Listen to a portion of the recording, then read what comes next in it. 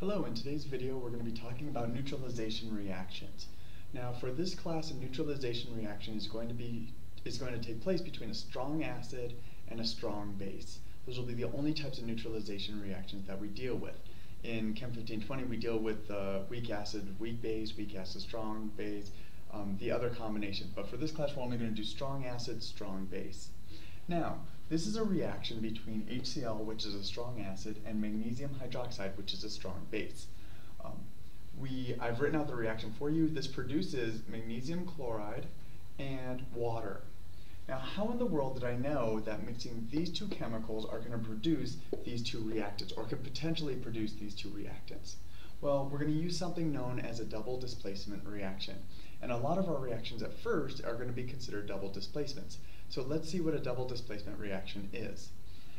If we look at this, we know that this is the molecular equation. We've learned about those three different equations previously. Let's look at the total ionic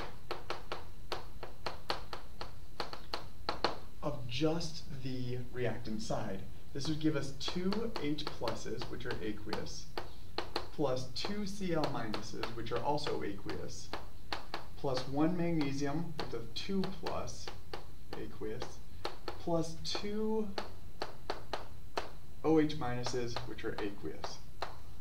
Now, let's take a look at these reactants and see what these products are. Okay, magnesium chloride. We took this cation and bonded it to this anion. Water. We took this cation and bonded it to this anion. So why do we call this a double displacement reaction? Is because we're displacing two different things. The first one is we're going to be taking the cation of the first compound and reacting it with the anion of the second compound. This produces water. Next, we're going to take the cation of the second ion and react it with the anion of the first one, MgCl2. This is how we figure out what products we're going to get from a double displacement reaction. Cation of the first plus anion of the second, cation of the second plus anion of the first. That's called a double displacement.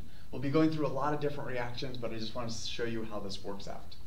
Okay, so we now know that anytime we have a strong acid and a strong base, one of the cations is going to be a hydrogen and one of the anions is going to be an OH minus.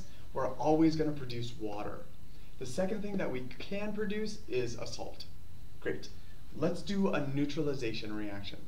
Let's say that we have 1.0 liters of 2.0 molar magnesium chloride. This is something that we would have in a lab, or magnesium hydroxide. We would have this made in a laboratory. And let's say that we went into this laboratory and we also had an HCl, and we took out 0.50 liters of the HCl. However, the person who made this HCl was lazy. They did not write what the concentration is of that HCl. So a neutralization reaction is trying to figure out how or what the concentration is of one of the reactants, or the volume of one of the reactants. So in this case, this is going to be a concentration. So that means, in order to find concentration of HCl, we need to know the moles of HCl, and this is a solution. Moles of HCl per liter of HCl solution. Well, in the problem specifically, we stated we had 0.50 liters of solution, so we know the bottom part. Now we need to be able to find the moles of HCl. We can't use anything from this part. This has already been used. Now we have 1 liter of 2.0 molar magnesium hydroxide. There has to be a way to convert from this piece of information into moles of HCl, and there is. If we look at the conversion factor, the beauty behind molarity is its units of moles per liter. If we multiply these two things, we actually come out with moles of magnesium hydroxide. So 2.0 molar MgOH2 times 1.0 liters of solution is going to end up giving us 2.0 moles of MgOH2. Now it's just our normal problems. Once we have the moles of one of the reactants, we can use our balanced chemical equation and we can convert to moles of anything else. So that's what I'm going to do here. I'm going to go from moles of magnesium hydroxide and I'm going to convert that into moles of HCl. 2.0 moles MgOH2 times the conversion factor, which comes from the balanced equation. For every 1 mole of magnesium hydroxide, MgOH2, there are 2 moles of HCl. This ends up giving us 4.0 total moles of HCl. Now, I have both of these values. I have the moles of HCl and I have the volume of HCl. So what we can do is we can plug those in. We can plug in 4.0 moles HCl, divide by the volume of the HCl solution, which is 0.50 liters of solution, and we end up getting a molarity of 8.0 molar HCl.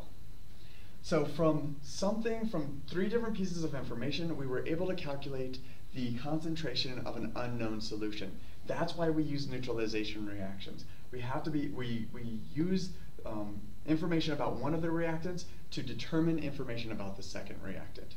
That's all I want to say about the neutralization reaction. We're going to do a lot of these. Now, we've already gone through the dilution equation. Do not use the dilution equation when dealing with neutralization reactions. It doesn't work. So I will talk to you about this tomorrow in class. Have a great night.